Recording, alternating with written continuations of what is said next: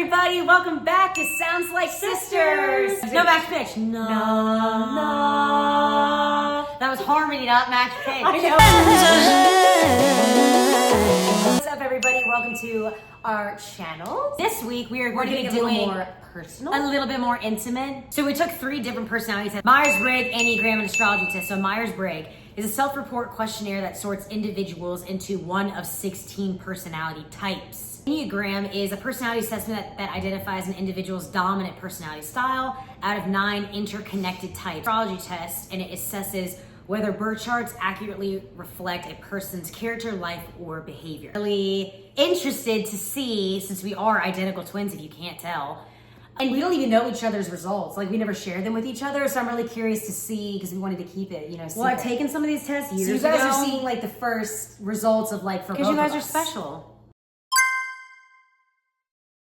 Core characteristics of mine is hardworking, traditional, dependable, direct, and authoritative. And then my leadership style is proactive, like a very proactive type of manager. My strengths, I'm highly organized, loyal, reliable, and weaknesses can be inflexible, overly judgmental, and critical of others' methods. Yeah, you are. I can be overly judgmental sometimes. Yes. A lot of people can, I feel like. Let me be the CEO. It means they're charismatic leaders driven to impact the world and unite people with common causes. Energy style is I'm 69% extroverted. Interesting. My adjectives about my personality type are charismatic, inspiring, passionate, altruistic, and influential. My strengths are I'm selfless, I'm a visionary, charismatic and inspiring, harmonious, strong communication skills, empathetic and understanding. My weaknesses are self-neglect, difficulty saying no. Oh, like self-neglect, like you don't care about yourself. Forget to have self-care. Yeah. Sensitivity to criticism, I would say yeah, yes. Unfortunately. Struggle with boundaries. I would say yeah. Difficulty accepting imperfection. I think so. Well, that's the Virgo in us. Yeah. Famous, inspiring heroes: Ben Affleck, Barack Obama. Ooh, Ben Affleck is my celebrity crush. Oprah Winfrey. Oh, Oprah. Jennifer Lawrence and Dakota Fanning. George Washington was one of mine. The next test that we took is an Enneagram test, and I'm gonna go first. I am an Enneagram 3. And I took this test. I took this test a couple years ago, and I was an Enneagram 3 wing 2, but now I'm just an Enneagram 3. So basically, doesn't everybody have a wing? I don't think so. I think some people can just be a solid number. That's what's interesting, because I always had a wing. It's known as the achiever or the performer. What it means is it's characterized by ambitious, adaptable, and image-conscious personality driven by a desire for success and admiration. Yeah, for sure. They are highly energetic, efficient, goal-oriented, often excelling in leadership roles. I would say that's pretty much me. I would say that's you. Yeah, goal-oriented, they are proactive, organized, and focused on achieving tangible results. They're charming and charismatic. Common struggles of an Enneagram 3, they're workaholics, fear of failure or worthlessness, loss of identity, and deceit, like core sin. Strengths, they're exceptional drive, productivity, inspirational, and resilient. Read this fun fact. Behavior under stress, snappy, short-tempered. Ooh, make it snappy. I think so, kinda. Increased workload, kinda, yeah. Emotional disconnection. Oh yeah, you're emotionally disconnected. So I think I've taken the Enneagram test maybe 3 times. And in the past, I was an Enneagram 8 with a winged 7. And then I took it again, like the second time I took it, I was an Enneagram 6. And then the last time I just took it, I was an Enneagram 8 with a winged 9. So we're gonna go with that. So 2 over 1. So it says the Enneagram 8 with a wing 9 is the bear / the diplomat. And this blends the 8's assertiveness and then protective drive with type 9's peaceful, grounded nature, creating a strong, calmer personality focused on autonomy and justice, preferring steady influence over aggression. Known for quiet strength, loyalty, and deep desire to create stability while avoiding conflict, though they can become intimidating when pushed. Yeah, that's true. Okay, strengths and calm. Combines 8's power with 9's relaxed. I don't know if I'm ever really relaxed. No, I don't think so. It says I have a protected instinct. Maybe that has to do something with like the Enneagram 9. Our dad, I would say, is an Enneagram 9 because Enneagram 9s are more of like the peacemaker, but I'm like a winged 9. So you're like part of it. So it's like part bear, as they call it, and then part diplomat. My strengths would be quietly confident, I'm grounded and I'm resilient, I'm empathetic and I'm a good listener, I'm creating safe spaces for others, strong sense of justice and loyalty. My challenges, my blind spots can be stubborn, intimidating, or controlling under stress. Yeah, that's true. I can hear all of those. May neglect their own needs or struggle to express vulnerability. I don't know about neglecting my own needs. I always try to like look inward and try to like help myself for like what I would need in terms of self-care. And then attention between their desire for peace and intensity. So that's like 8s and 9s. Like the 8 is very like intensified and very intense. And then the 9 is super like peaceful, peacemaker. So that's kind of interesting to have that. Because you would think that's like complete ends of the spectrum. But we just combine them together. So it's that. That's really interesting. I'm actually wondering what the astrology one is. That's the one I'm most interested in. Me too.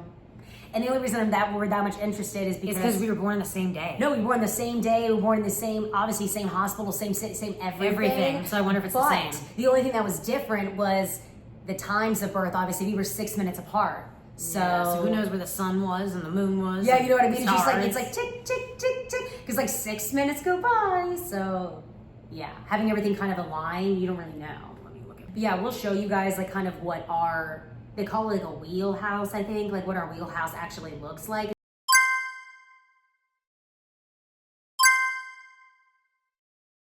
I will say that this astrology like write up about me is so if you want to know anything about me, this is extremely accurate. So my wheel, there's a strong push-pull between wanting closeness and safety, needing independence and control, craving depth but fearing vulnerability. My rising sun, I'm a Cancer rising. The thing about us, sorry to interrupt, but the thing about us is we were born in September in 98 and we're Virgos. So this kind of tells you like in terms of what our rising like the different zodiac signs, like what you're more associated with. Yeah. Okay, so I'm a Cancer rising. Yeah. Cancer rising people come across soft, warm, familiar, and emotionally safe. Warm like a cookie. Often attract people who want to open up quickly. I will say it's very true. People open up to me very easily, and I don't know why.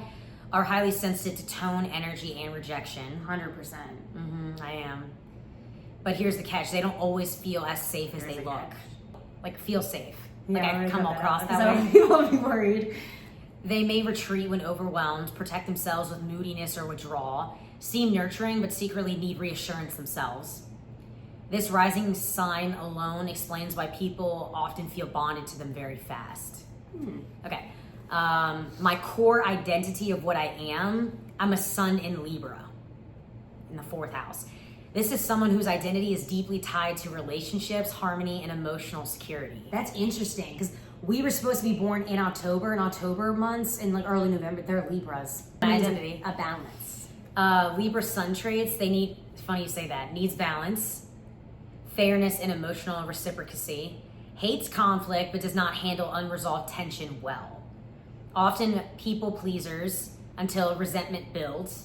In the 4th house, this intensifies strong attachment to home, family, and emotional roots. Needs to feel emotionally anchored to thrive. Relationships feel personal and non-negotiable even when they pretend otherwise. And I'm a moon in Scorpio, which I'm in my 3rd house. This is huge.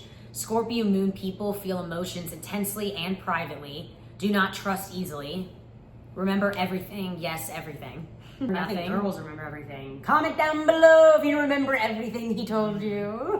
We never forget. We don't forget. Deeply loyal once bonded. Terrified of betrayal or emotional exposure. In the 3rd house, emotions live in the mind. Overthinking, replaying conversations, analyzing tone, wording, and timing. They may communicate casually, but emotionally, nothing is casual. He hates service level dating. Yep, hate that. Pretty sure everybody does. We live in Nashville. There's all the surface level. I It's swear, all surface they're level. literally all the exact same. All of them. Yeah. Everywhere you go, I'm like, I'm taken, but everywhere They're that all you the go, same. all of them are the same. Okay, so my big picture, this is my wheelhouse. So my big picture vibe is your chart is bottom heavy, which means Fat bottom girls. I don't know. But it means houses 3 to 6, which means strong inner world, big emotions plus thoughts. Personal growth, creativity, communication, and daily life are major themes in my life. Hint, hint, creativity. You're someone who processes deeply before acting, but once you do, there's intensity. I don't know if I processed that before. It's weird. Okay. My core identity in the sun. So I have a sun in Libra, which is the 4th house. This says you're a relationship-oriented, fair-minded, and emotionally aware. Home, family, safety, and emotional roots matter a lot. That's interesting because we had the same thing. Because we grew up in a household that was very grounded in family. You often act as the peacemaker, but sometimes at your own expense. I don't really think that's true. I don't agree with that. I don't agree with that at all. And then emotional world is... Oh, your 3rd house is different than mine. You're a moon in Virgo. Yeah. My emotional world moon is moon in Virgo, which is the 3rd house. Emotionally, you feel things through your mind. That is true. Because I'm more of a logical thinker. Sometimes I don't think before I speak, but in terms of processing, I'm more of a logical thinker. You feel things through your mind. You analyze emotions instead of just feeling them. That's 100% true. Yeah. I'm the opposite. Yeah, she's the opposite of me. You're sensitive to details, tones, and words. I am with other people. With us as sisters, it's a different because we grew up like never separated. But with other people, I would say that's true. Yeah, the tones, how people speak, it's just like it affects me. And I am very emotionally intelligent in that sense, so I can understand if there's something wrong. This placement often belongs to people who are great listeners, worry quietly, and feel responsible for others' feelings. Mind and communication is Mercury in Virgo, which is another 3rd house. This is strong. It means you're sharp-minded, detail-oriented, good with words, patterns, and problem solving.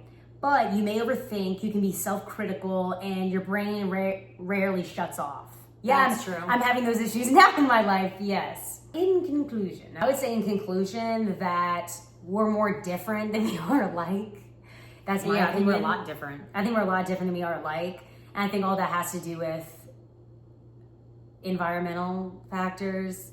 We left our parents' house, and growing up, she's experienced different things that I've experienced. And I feel like in high school, we were very similar. And then when it kind of got to like senior year of high school, and then we graduated, like everything started to be different between us. And then it was almost like our communication styles were very different, and we couldn't really understand each other that well, and we still kind of deal with that to this day.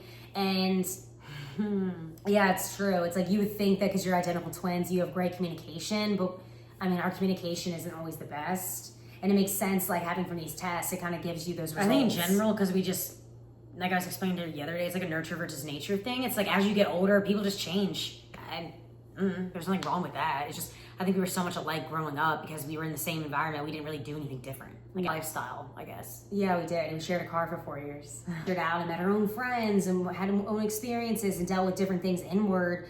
Then it just showed a lot differently on how you cope with stuff. Did the results shock you? Not really. I wasn't shocked.